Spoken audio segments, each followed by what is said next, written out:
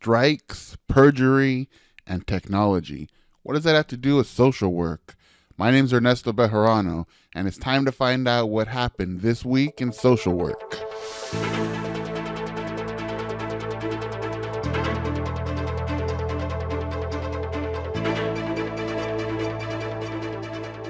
Hey everyone, thanks for watching This Week in Social Work, the show where we look into the good, the bad, and the interesting in the world of social work.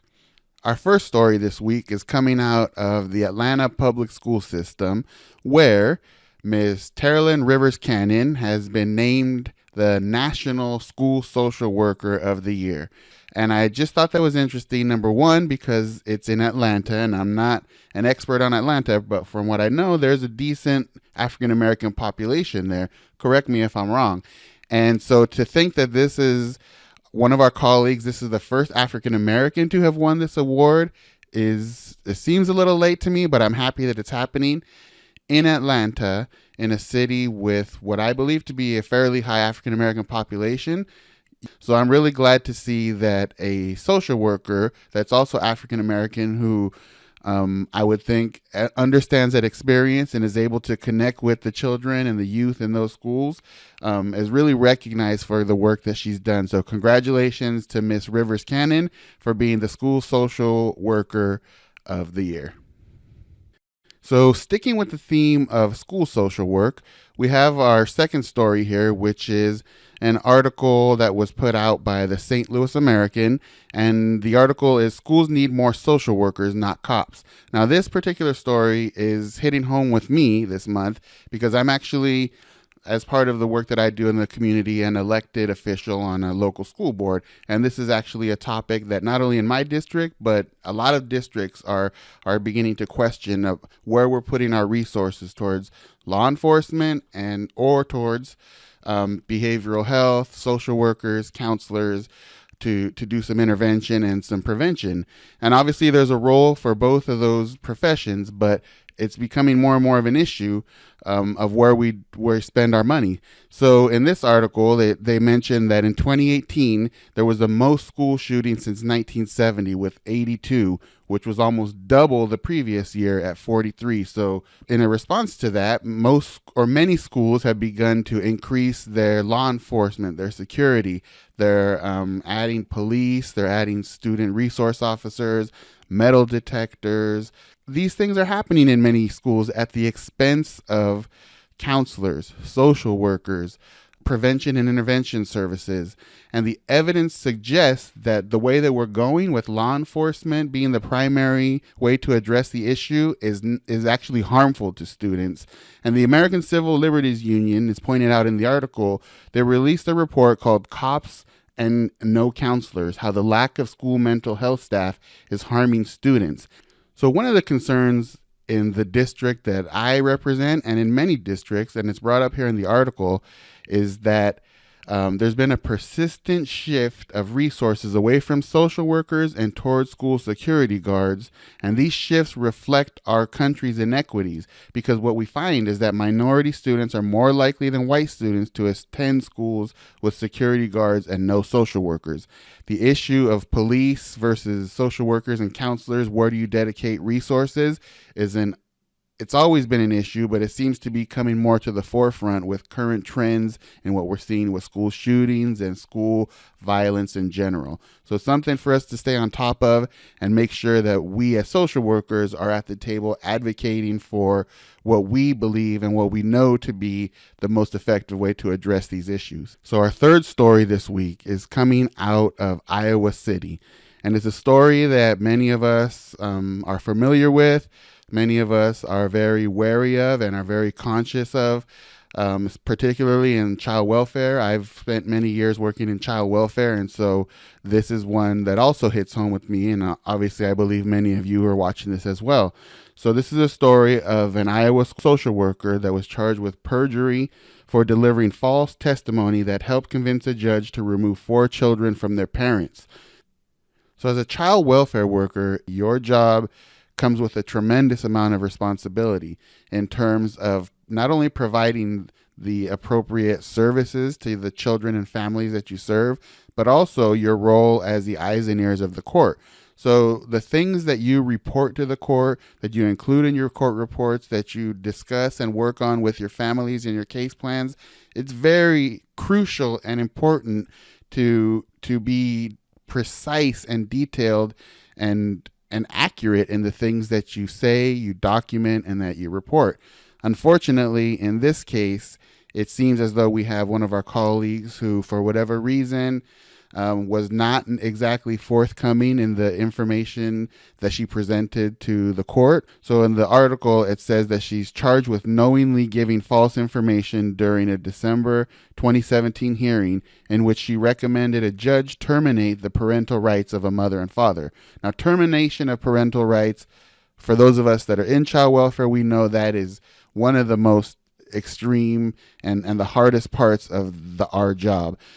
It's something that we want to take very seriously and be very cautious about how we come to that decision.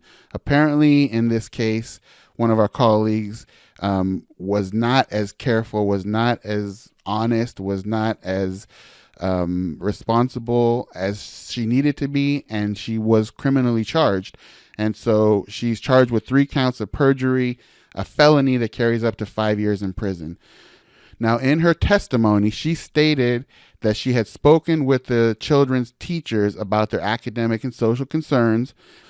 Now, the reality is that she later admitted she hadn't spoken to the teachers at all, and she only got secondhand emails that were forwarded to her from the foster mother.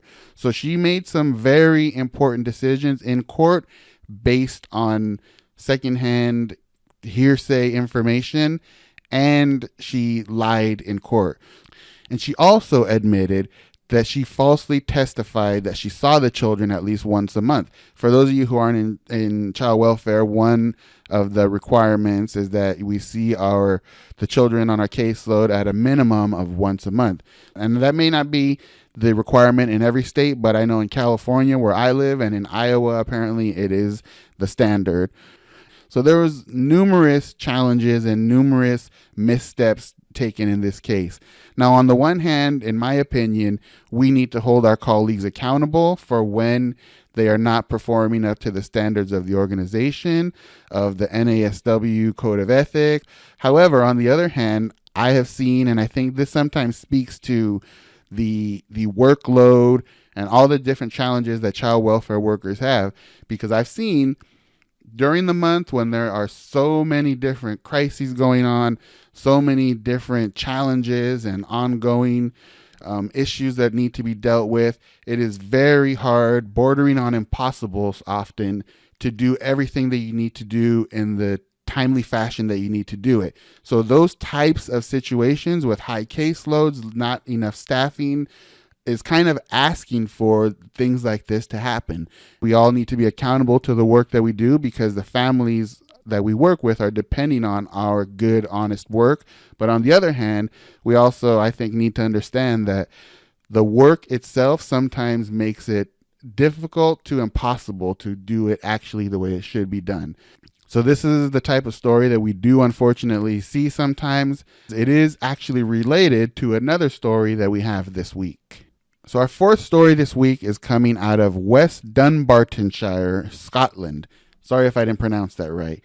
But the story in Scotland is that workers there have voted to take strike action, claiming that unacceptable workloads are putting vulnerable clients at risk of harm. Now, this is exactly what I was talking about in the previous story from Iowa, in that workers worldwide, not just in the United States, not just in California where I live, but worldwide, we are seeing similar challenges. And I think most of us, if not all of us, know that staffing and caseloads is a constant issue for us. And in Scotland, our colleagues have said enough is enough. We can't do this anymore. And what they have said is that they're warning that social workers fear their service was at a crisis point. This type of discussion has been had before about we are not doing the service that we need to be doing with our families because we don't have enough staffing. And so I know the issue of Taking a strike action has come up in other places, but I tip my cap to our colleagues in Scotland who are holding strong and moving forward with this, because at some point I think that we as a profession need to take a stand and demand the resources and demand the respect that we need and deserve. And it is about time that we demand that as professionals, both for our own well-being, but to make sure, just as is being pointed out by our colleagues in Scotland, that we are able to provide our families with the services that they need to get, and we are not impeded by a caseload that is too large for us to feasibly get that work done. Ending on a good note here this week, and the story is Social Work Helper hosts second annual Global Social Welfare Digital Summit.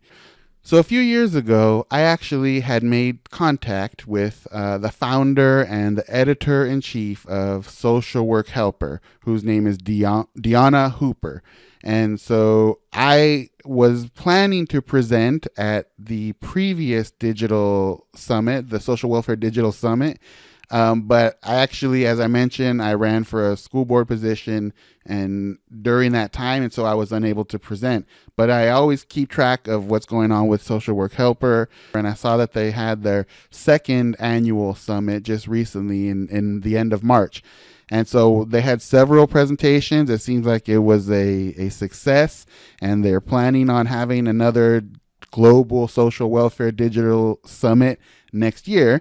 One of the presentations in particular I was interested in was presented by Hans Versteeg of the Netherlands. And again, I apologize for pronunciation there. But he presented a session entitled How to Benefit from Social Media for Nonprofits and Helping Professionals. To my selfish ends, I wanted to end with and talk about this story because it discusses social work and technology. And as you may have seen from the name of my channel here, I am very interested in the integration of social work and technology. And how I see it at this point, I think there's almost two paths that we can go down as social workers in terms of how we use technology. One is utilizing tools that already exist. That may be social media. It may be tools that we use for documentation, for communication, for a number of different things. Many of you, I'm sure, are already using digital technological tools to help you in the work that you do. But I think the other path that we can definitely look into, and I actually have started going down that path, is actually developing tools that are tailored, because we're going to develop them from scratch, tailored to the needs of social workers. So those could be in the form of a website or an app, or it could be things like bots. I don't know how many of you are familiar with what bots are, but that's an up and coming trend. So the two paths that I foresee for social work right now is utilizing tools and platforms that are already existing or that others will develop for just general use, and we adapt them to what our needs are. Or on the other track, that we actually become a little more savvy, or some of us that are a little more savvy, to develop our own tools that are built almost from the ground up, that are specifically tailored to the things that we need. So when I see things like the Global Social Welfare Digital Summit, say that 3 times fast, I am very encouraged about where we're going as a profession. And I think that we have a lot of opportunity to create our digital futures if we just get involved. So I'm glad that we can end this week in social work with a new story about the things that are possible in a positive way for social work. And I hope that this first edition, actually, of This Week in Social Work has been interesting, informative, helpful for you. If it has, subscribe to this channel and hit the little notification bell so that when next week's edition comes out, you'll be the first to know and you can find out what's going on this week in social work. So thanks for watching, and I will see you next week.